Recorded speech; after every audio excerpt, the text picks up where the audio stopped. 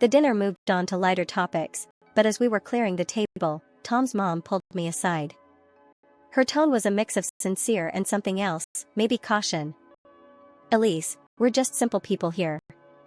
Tom's happiness is what matters to us. You make him happy, right?" I was taken aback a bit by the directness. "Yes, Martha. Making each other happy is what we're all about."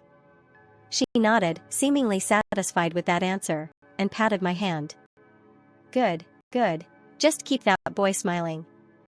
As Tom and I left later that night, I couldn't help but feel like I'd passed some kind of test. But more than that, I felt an immense pressure lift off my shoulders. His parents weren't just okay with me, they genuinely seemed to like me. Introducing Tom to my parents was a different story. Dads always had this way of sizing people up, and moms no pushover either. They were polite, sure, but there was a stiffness in the air. Dad gave Tom the kind of look that could either warm you up or freeze you solid, depending on his mood. "So, Tom, Elise tells us you manage a small team." Dad started during dinner, his voice casual, but with an edge that could cut glass. Tom handled it well, though. "Yes, sir. It's a modest operation, but we get the job done. I enjoy the challenge." Mom watched quietly, her eyes sharp but not unkind. "That's good to hear. Elise has always been driven to make a difference. We hope you two support each other." They made their point without making a scene. They were cautious, maybe even a bit skeptical, but they didn't object. They just wanted me to be happy, and that was enough for them to give us their blessing. So, we got married, and moved into this cozy, modern apartment downtown that Dad helped us secure. It was a big step, starting a new life together in a place that was all ours, well, sort of. But it felt right, like the beginning of something truly great. Living in our new apartment was like a dream at first.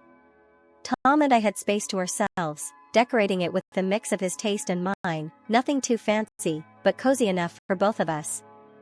It was our little world. But soon, visits from Tom's parents, Martha and Joe, became more frequent. At first, I thought nothing of it, they were family after all. It started innocently enough.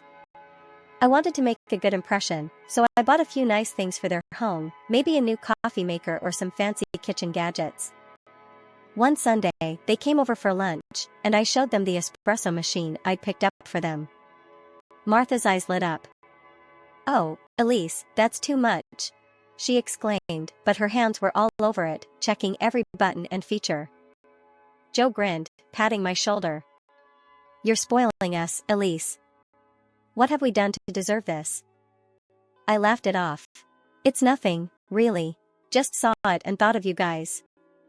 That should have been the end of it, but it wasn't. The next time they came over, Martha pulled me aside, her voice low.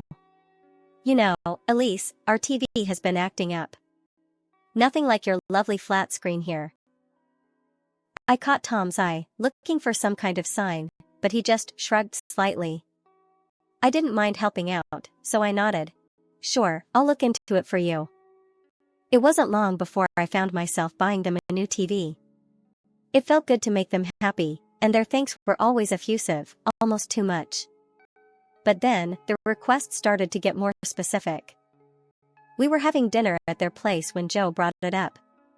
"Elise, you've been so kind with the gifts. There's actually something specific we've been needing. Our old mattress is just killing our backs." I glanced at Tom, who seemed uncomfortable but said nothing. I